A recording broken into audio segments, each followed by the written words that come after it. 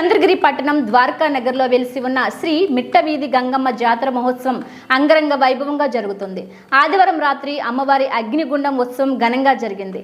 భక్తులు పెద్ద సంఖ్యలో అగ్నిగుండం ఉత్సవంలో పాల్గొని మొక్కులు తీర్చుకున్నారు.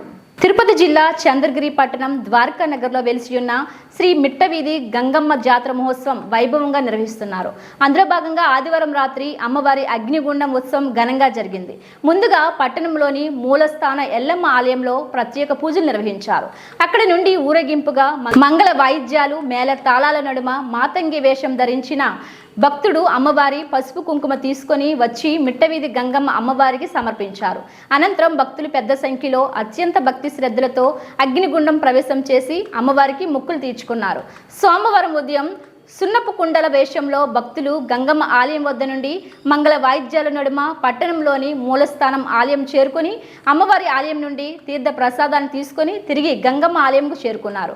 అనంతరం ఆలయంలో ప్రత్యేక పూజలు నిర్వహించి భక్తులు తీసుకొచ్చిన పసుపు నీటితో పాలతో అమ్మవారిని అభిషేకించి మొక్కులు తీర్చుకున్నారు. కార్యక్రమం అనంతరం అమ్మవారి తీర్థ ప్రసాదాలు భక్తులకు పంచిపెట్టారు. ఈ కార్యక్రమంలో ఆలయం కమిటీ చైర్మన్ మొక్కల చంద్రశేఖర్ రెడ్డి, చంద్రగిరి పట్టణ టీడీపీ అధ్యక్షులు సునీల్, కమిటీ సభ్యులు పాల్గొన్నారు.